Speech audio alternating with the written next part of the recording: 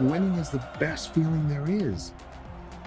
It's 40,000 people and they're cheering you on. There's no other high like it in the world.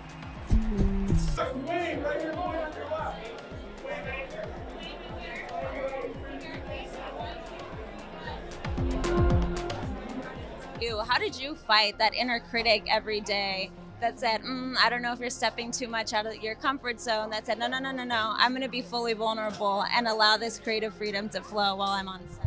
I love that question. Thank you. That inner critic that I have, doesn't go away. I think that we all have. That's something we have to wrestle with, no pun intended, something we have to contend with. And that inner critic can be loud and resounding. You know, you realize on this movie, I realized a few things. One of the things I realized is someone can look capable, someone can look like, oh, they got it together. He and she, they got it together. They're cool, they're good to go. But you never know what's happening and you never know what they're dealing with. And so many times, probably every time, everyone is going through something. And we try to put our best foot forward and try to look a certain way. So for this film, I had to face my fears and I didn't know how I was gonna do it. All I knew is I needed people around me who I can trust to jump off the cliff with. One was Emily and the other one was Benny Safdie.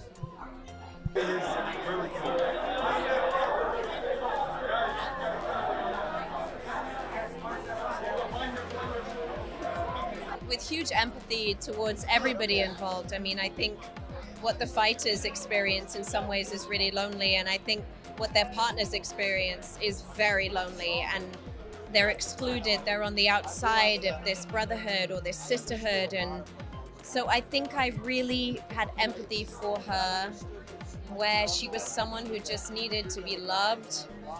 And maybe she was the kind of person that needed the bakery and all Mark could give her were crumbs at the time. And so I felt for her. I think there was this heartbreaking desire that both of them had to try to find a happy medium, and they couldn't.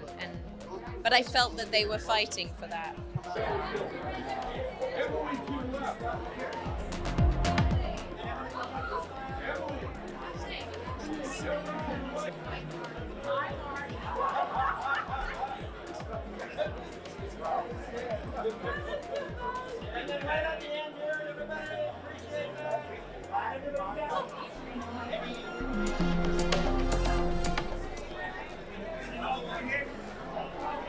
I feel like there needs to be an intense amount of positivity around it, because acting is a very vulnerable place to be.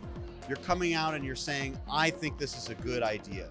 And that's a really hard thing to do, to speak up, you know? And so as an actor, having done that, I feel like, okay, there's certain things that's why I like to be in the scene, so that as soon as it's over, I can immediately say something, because that 5 seconds of when, like, what happened just kind of feels terrible. And so I really like to encourage people, and I also think that there's no mistakes. Because if you do something that's technically not the right way to do it, it's not a mistake, because now we know we're gonna go from here now, and now let's try this. So it's always a positive movement. You're always going in a direction that's to build to the performance that you want to get to. And I just think that acting on some movies with like some incredible directors, I get like a front row seat, and I can absorb the things that they do to make me better. And hopefully I can take some of that and pass it on. I don't know.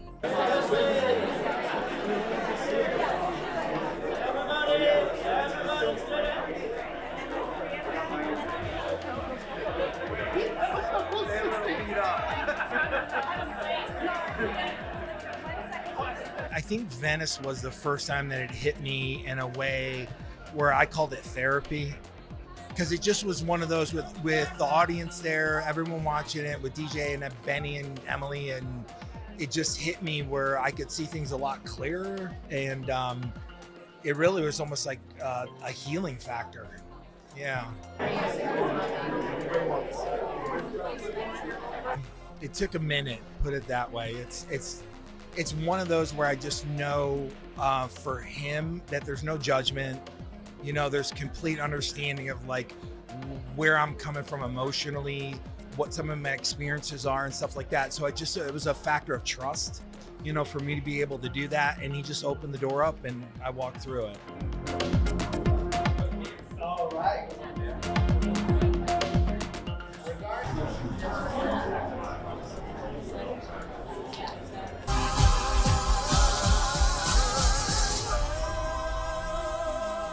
Big strong man, I love you. Think he wants your autograph. Sure, no problem. No fighting.